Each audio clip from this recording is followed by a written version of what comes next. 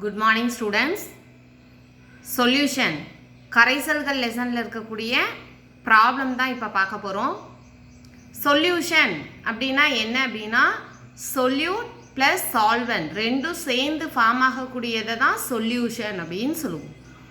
கரைசல்கள் என்பது கரைப்பொருள் மற்றும் கரைப்பான் சேர்ந்து உண்டாகக்கூடியதை தான் கரைசல்கள் அப்படின்னு சொல்லுவோம். ஸோ அதில் சொல்யூட் அப்படிங்கிறது எப்படி இருக்கும் அப்படின்னு பார்த்தோம்னா லெஸ்ஸர் வெயிட்டில் இருக்கும். ஒரு சொல்யூஷனில் லெஸ்ஸர் அமௌண்ட் பை வெயிட்டாக எது இருக்கோ அதை சொல்யூட் அப்படின்னு சொல்லுவோம். லார்ஜர் அமௌண்ட் பை வெயிட்டாக இருக்கக்கூடியதை சால்வெண்ட் அப்படின்னு சொல்லுவோம். ஒரு கரைசலில் குறைந்த அளவில் இருக்கக்கூடிய பொருளை கரைப்பொருள் அப்படின்னு சொல்லுவோம். அதிக அளவில் இருக்கக்கூடியதை கரைப்பான் அப்படின்னு சொல்லுவோம். ஸோ அப்போ இதில் நாம் இப்போ ஃபஸ்ட்டு அந்த சொல்யூட் சால்வெண்ட்டில் எவ்வளோ சாலிபிள் ஆகிருக்கு அப்படிங்கிறத கால்குலேட் பண்ணுறது தான் பார்க்க போகிறோம். So first based on solubility ஒரு கரைசலின் கரைதிறனை எப்படி கால்குலேட் பண்ணலாம் கண்டுபிடிக்கலாம் அப்படிங்கிறது தான் இப்போ பார்க்க போகிறோம். அதில் first some 1.5 gram of solute is dissolved in 15 gram of water to form a saturated solution at 298 Kelvin. Find out the solubility of the solute at the temperature. So நமக்கு இந்த சம்ஸில் 298 Kelvin டெம்பரேச்சரில் 1.5 gram of solute 15 gram of வாட்டரில் dissolve ஆகுது அப்படின்னா அதனுடைய solubility என்ன அப்படிங்கிறத calculate பண்ண சொல்லியிருக்காங்க. ஸோ இதனோட சொல்யூட்டோட வேல்யூ 1.5 gramனு கொடுத்துருக்காங்க. வாட்டருங்கிறது தான் சால்வெண்ட் கரைப்பான், அதனுடைய வேல்யூ 15 gramனு கொடுத்துருக்காங்க. ஸோ இதை யூஸ் பண்ணி அதனுடைய சாலிபிலிட்டி என்ன அப்படிங்கிறத கால்குலேட் பண்ணும். ஸோ கிவன் வேல்யூவில் mass of the solute equal to 1.5 gram, mass of the solvent equal to 15 gram. So அப்போ நம்ம solubility of the solute calculate பண்ணுறதுக்கான formula mass of the solute divided by mass of the solvent into 100.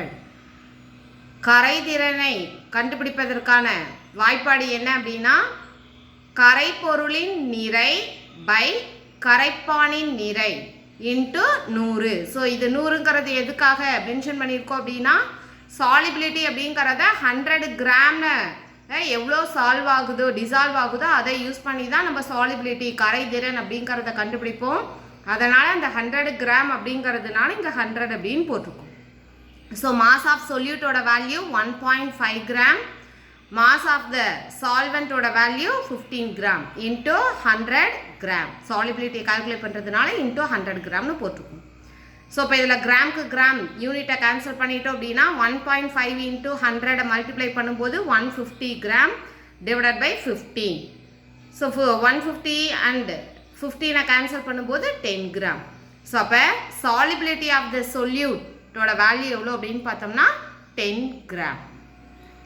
So இப்போ இதில் 1.5 gram of solute 15 gram of சால்வெண்ட்டில் dissolve ஆகிருக்கு அப்படின்னா அதனுடைய solubility என்ன அப்படின்னு பார்த்தோம்னா 10 gram. சேம் இதே மாதிரி next sum find the mass of potassium chloride would be needed to form a saturated solution in 60 gram of water at 303 Kelvin temperature. So இப்போ நம்ம 60 gram வாட்டரில் பொட்டாசியம் குளோரைடோட சாலிபிலிட்டி எவ்வளோ அப்படிங்கிறத கால்குலேட் பண்ணணும். ஸோ இதில் நமக்கு கிவனாக என்ன கொடுத்துருக்காங்க அப்படின்னா சாலிபிலிட்டி ஆஃப் த பொட்டாசியம் குளோரைடோட formula KCl is 37 divided by 100 gram at this temperature. அதாவது 100 gram ஆஃப் சால்வெண்ட்டில் 37 gram of potassium chloride dissolve ஆகுது அப்படின்னா 60 gram ஆஃப் வாட்டரில் எவ்வளோ பொட்டாசியம் குளோரைட் டிசால்வ் ஆகுது அப்படிங்கிறத இப்போ நம்ம கால்குலேட் பண்ணணும்.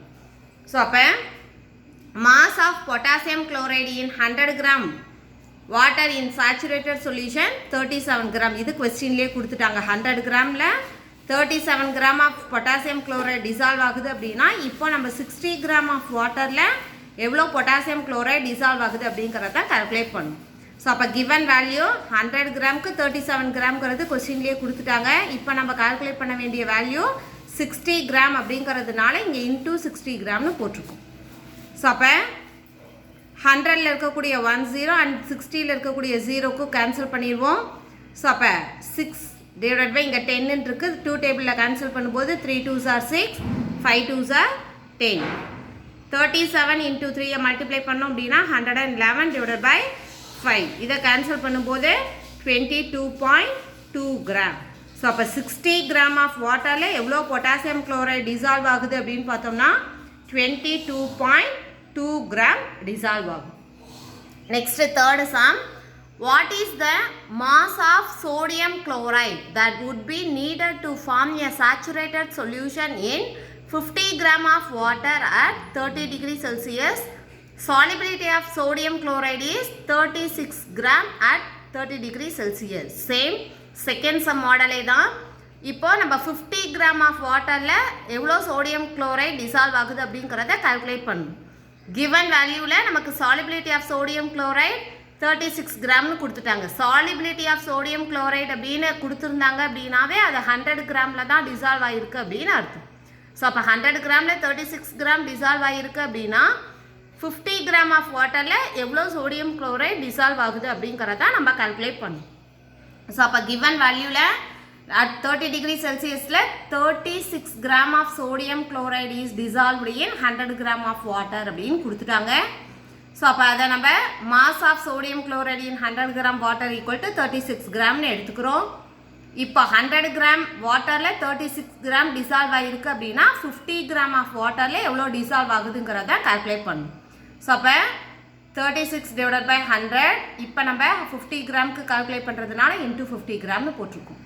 ஸோ 50 டிவைடட் பை 100 கேன்சல் பண்ணோம் அப்படின்னா 2 டைம்ஸ் வரும். 2 36ஆல் 36 divided by 2 cancel பண்ணும்போது 18 gram.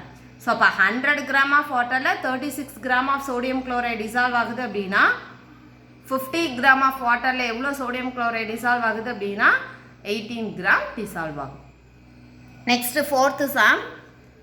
The solubility of sodium nitrate at 50 degree Celsius and 30 degree Celsius is 114 gram and 96 gram respectively. அதாவது இதில் பார்த்தோம் அப்படின்னா நமக்கு டிஃப்ரெண்ட் டெம்பரேச்சரில் சாலிபிலிட்டியோட வேல்யூ கொடுத்துருக்காங்க. 50 டிகிரி செல்சியஸ் டெம்பரேச்சரில் சோடியம் நைட்ரேட்டோட சாலிபிலிட்டி 114 கிராம்.